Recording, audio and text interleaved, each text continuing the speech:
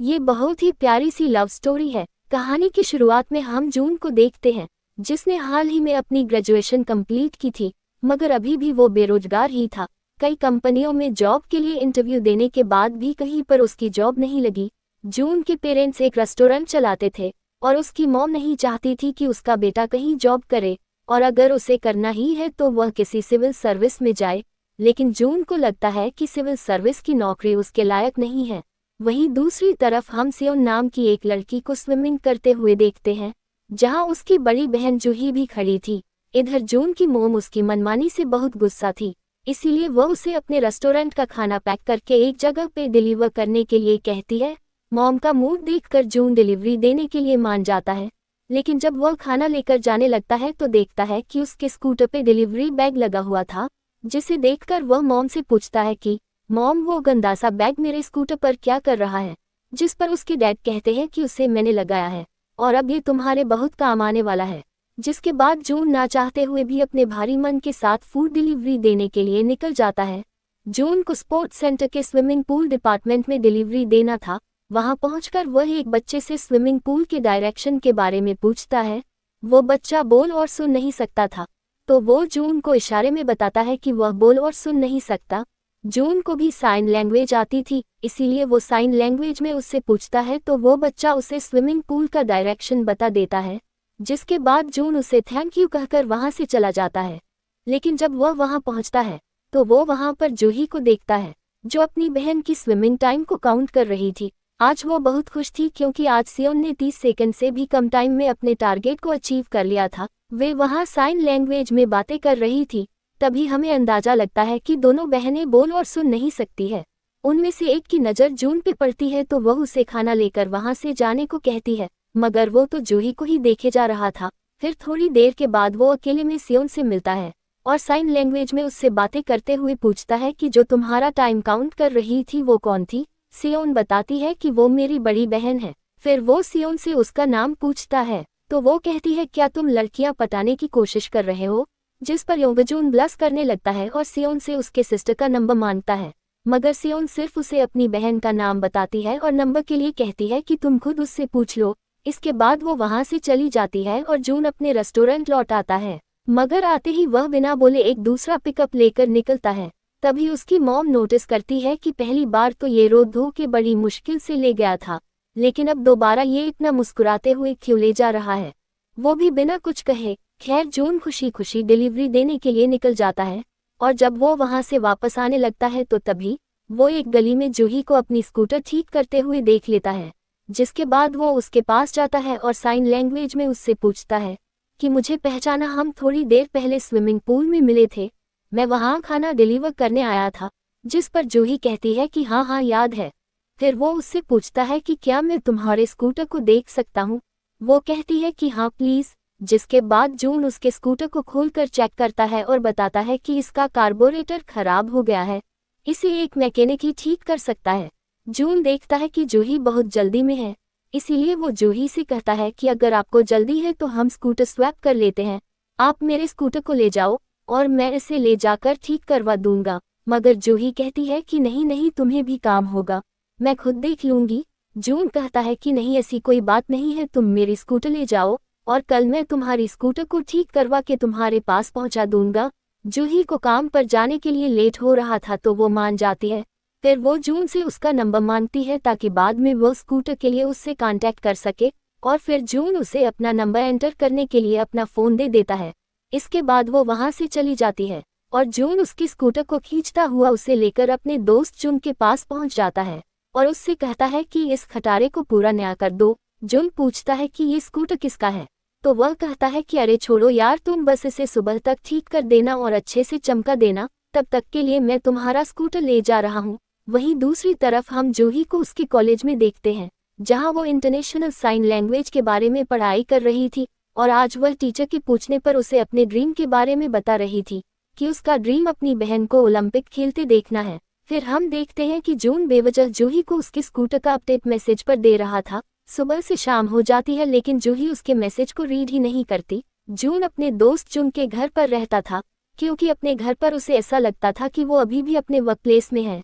जून उससे पूछता है कि वो स्कूटर किसका था, मगर जून उसे कुछ नहीं बताता। वहीं दूसरी तरफ जूही की बहन सियोन स्कूटर देखकर उससे पूछती है, क्या तुमने अब डिलीवरी का काम भी शुरू कर दिया?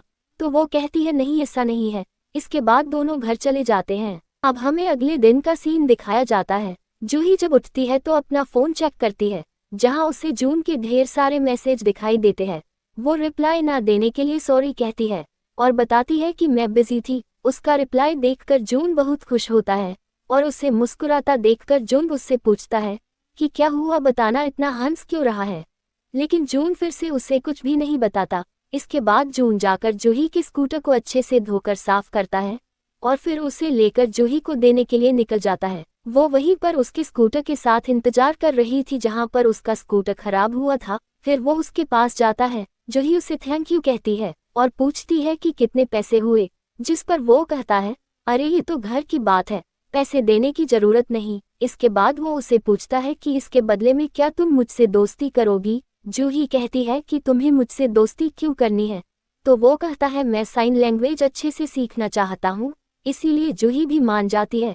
इसके बाद जून जूही से पूछता है कि अब जब तुम मेरी दोस्त बन गई हो तो क्या तुम मेरे साथ कॉफी पर चलोगी? मगर जूही कहती है, नहीं, तुमने मेरे स्कूटर को ठीक करवाया, इसीलिए कॉफी मैं पिलाऊंगी। जिसके बाद दोनों कॉफी पीने के लिए चले जाते हैं और पार्क में ही बैठकर कॉफी पीने लगते हैं। फिर जब जूही वहां से जाने लगती है तो जून उससे पूछता है, तुम इतना बिजी क्यों रहती हो? तो जूही बताती है, मैं इंटरनेशनल साइन लैंग्वेज की क्लास जाती हूँ और पार्ट टाइम जॉब भी करती हूँ। अब हम जून को उसके रेस्टोरेंट में देखते हैं, जहाँ उसके मॉम और डैड को उसके बदले हुए स्वभाव को देखकर समझ आ गया था कि वो किसी को डेट कर रहा है। फिर जब वह अपने दोस्त के गैराज में था तो जूही से चैट करते हुए उसे पता चलता है कि वह इतनी बिजी है कि आज उसे ब्रेकफास्ट बनाने का टाइम ही नहीं मिला। जिसके बाद जून अपने रेस्टोरेंट में जाकर उसके लिए लंच बनाता है और फिर उसे बॉक्स में भरकर जूही के लिए ले जाता है। जूही उससे पूछती है कि इतना कुछ किसने बनाया? तो वो कहता है कि तुम्हारे पास टाइम नहीं था ना, इसीलिए मैंने ये सिर्फ तुम्हारे लिए बनाया। जूही उसे भी खाने के लिए कहती है, मगर वो कहता है कि नहीं, तुम खाओ, मैं घर से खाकर आया हूँ। जिसके बाद वो खाने लगती है और उसे उसका बनाया हुआ खाना बहुत पसंद आता है, इतना कि वो पूरा चट कर जाती है। और फिर एंड में वो जून से पैसे का पूछती है।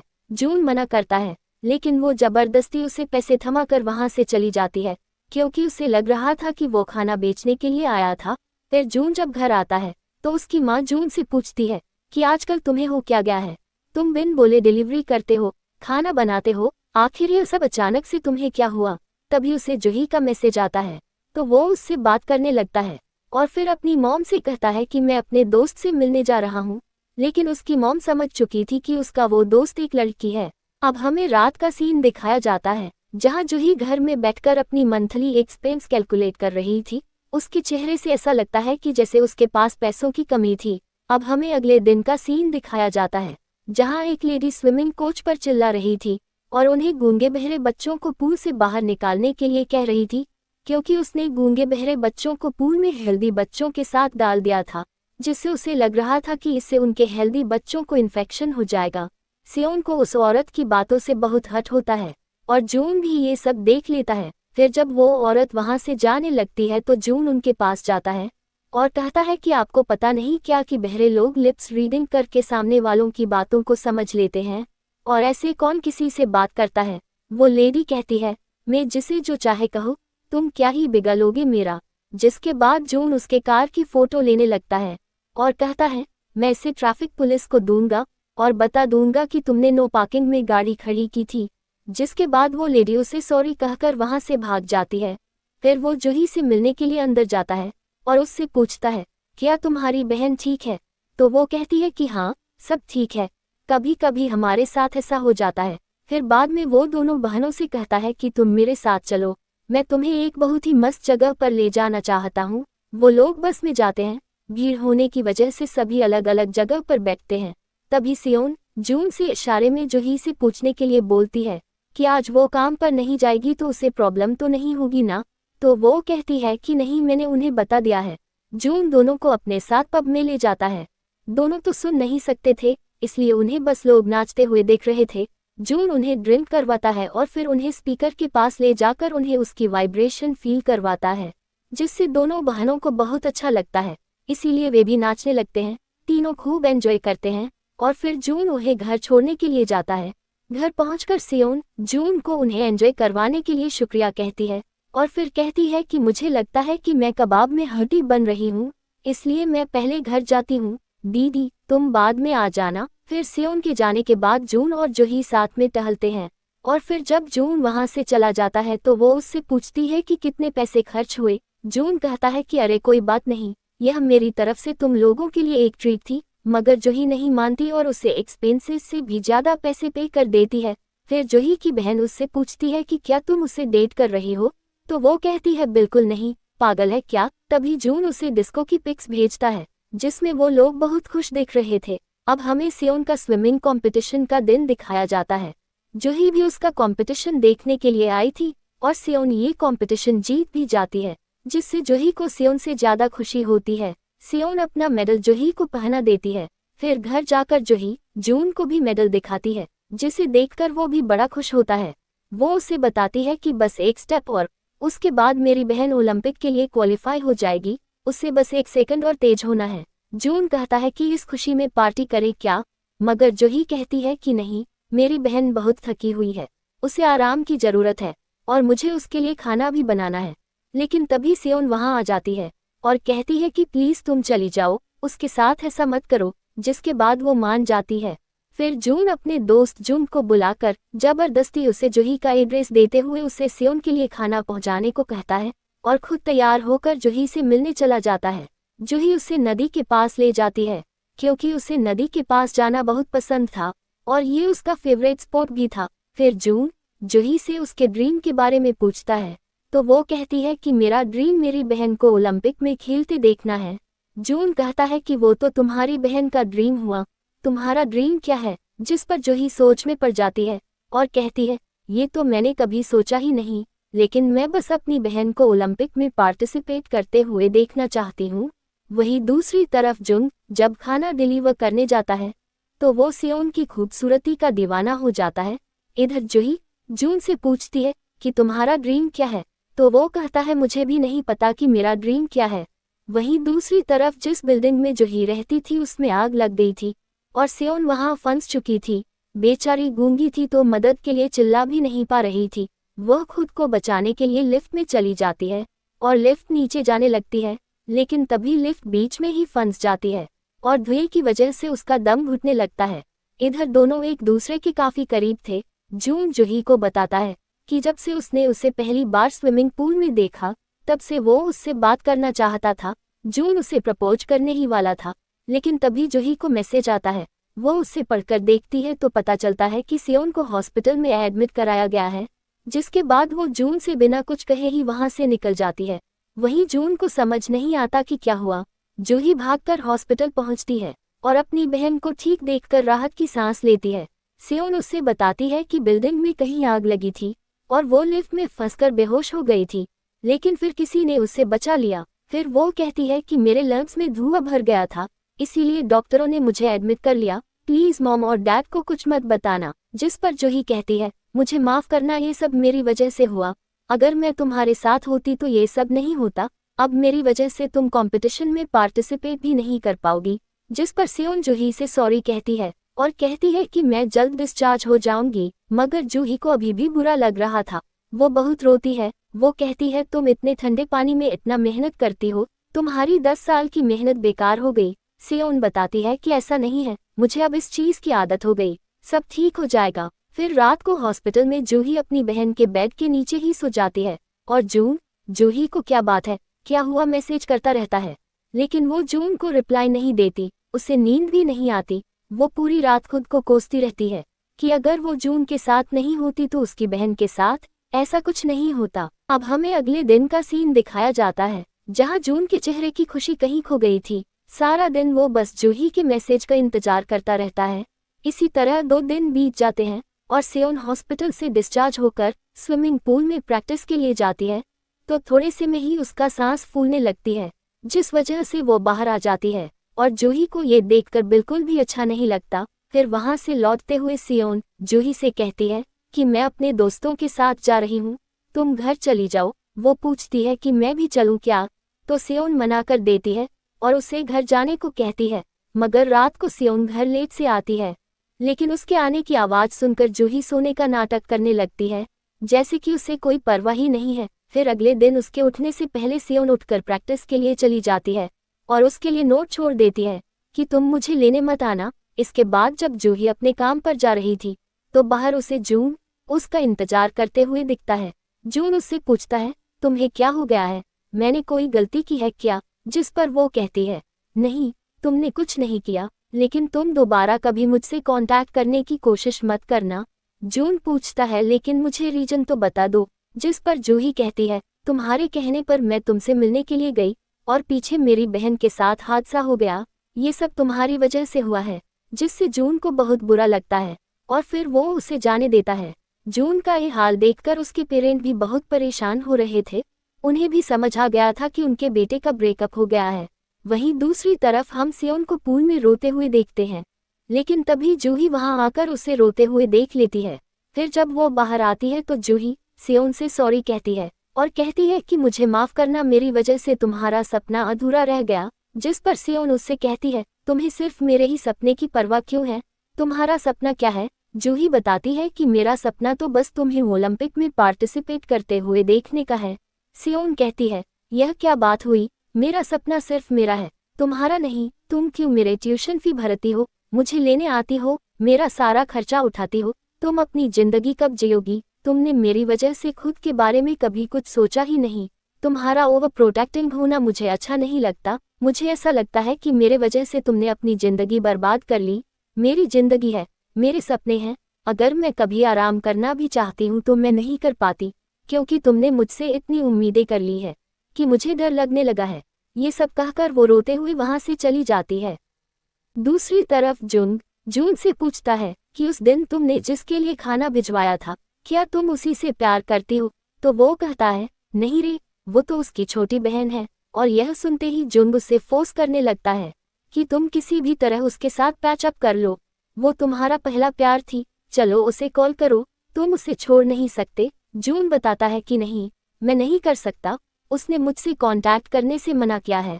अब हमें अगले दिन का सीन दिखाया जाता है, जहां जूही अपने मॉम डैड से मिलने के लिए गई थी। वो अपनी मॉम से पूछती है, मेरा आप लोगों को सपोर्ट करना आपको अच्छा नहीं लगता क्या? यहाँ हमें पता चलता है कि उसके मॉम डैड भी बोल और सुन नहीं सकते थे। तभी उसकी मॉम कहती है, तुम हमारी बेटी हो, ऑफ कोर्स हमें तुम्हारा सपोर्ट अच्छा लगता है, परिवार होते ही इसी के लिए हैं। लेकिन तुम्हारा किसी का खर्च उठाना तुम्हें उसके लिए एहसानमंद बनाता है। कुछ लोगों के लिए किसी का एहसान एक बोझ की तरह होता है। जिससे जूही को समझ आ जाता है कि उसे अपनी बहन के पीछे ज्यादा नहीं लगना चाहिए। इस तरह से उसने उस पर एहसान कर कर के उसे गिल्ट में डाल दिया है और उसे कमजोर बना दिया। जिसके बाद वह अपनी मॉम से सॉरी कहती है और फिर अपने फेवरेट प्लेस पर टहलने के लिए चली जाती है, जहां पर सियोन भी टहल रही थी। दोनों एक दूसरे को देखकर मुस्कुराते हैं और एक दूसरे से सॉरी कहते हैं। इसके बाद सियोन जूही से कहती है, तुम्हें जून को डेट करना चाहिए। जूही कहती है कि मुझे ये सब पसंद नहीं। जिस पर सियोन कहती है, वो सुन नहीं सकता इसलिए, या फिर मेरी वजह से, मैं तुम्हारे ऊपर बोझ नहीं बनना चाहती। जूही कहती है, नहीं, तुम बोझ नहीं हो, मैं बस तुम्हें खुश देखना चाहती हूँ। जिस पर वो कहती है, अगर ऐसा है तो तुम मुझे मेरे हाल पर छोड़ दो, मैं सब कर लूंगी, लेकिन तुम प्लीज जून से बात करो, वो बहुत अच्छा लड़का है। वहीं दूसरी तरफ जून अपने कान में नॉइस कैंसिलेशन डिवाइस लगाकर रोड पर चल रहा था, क्योंकि उसे बहरे होने पर कैसा फील होता है ये जानना था। और इधर जूही स्विमिंग पूल में उतर जाती है, ये जानने के लिए कि वहाँ का पानी कितना ठंडा होता है। तभी जून पूल में उसके पीछे आता है और जूही को वहाँ देखकर उससे माफी मांगता है। वो कहता है, मुझे माफ करना, मेरी वजह से तुम्हारी बहन के साथ यह सब हुआ, मुझे माफ करना, मैं तुम्हें समझ नहीं पाया। इस वक्त हमें ऐसा लगता है जैसे जूही सब सुन पा रही है। जून कहता है, अब मैं तुमसे कभी कांटेक्ट नहीं करूंगा, क्योंकि मैं बस तुम्हें खुश देखना चाहता हूँ। तुम सुन नहीं सकती, लेकिन मैं तुम्हें बता दूं कि मैं तुमसे बहुत प्यार करता हूँ। तभी जूही पीछे मुड़ती है, ऐसा लगता है जैसे उसने सब सुन लिया हो। फिर वो जून को वहां देखकर स्माइल करती है और फिर वो बाहर आने के लिए अपना हाथ उसकी तरफ बढ़ाती है। लेकिन जब जून उसे बाहर निकालने लगता है तो वो उसे पानी में गिरा देती है और फिर दोनों पानी से खेलते हैं। तभी जून उससे पूछता है कि क्या तुम मेरे रेस्टोरेंट में काम करना पसंद करोगी? हम दोनों साथ मिलकर बहुत अच्छे से काम करेंगे। जूही कहती है मैं बोल और सुन नहीं सकती, तुम्हारे पेरेंट को इसमें कोई दिक्कत तो नहीं होगी। जिस पर जून कहता है नहीं, मेरे पेरेंट्स बहुत अच्छे हैं और तुम भी बहुत अच्छी हो जो अपने परिवार के लिए इतना मेहनत करती हो। जिसके बाद वो उसे लेकर अपने रेस्टोरेंट में आता है जहां जून के मॉम डैड वहां उसका वेलकम करते हैं।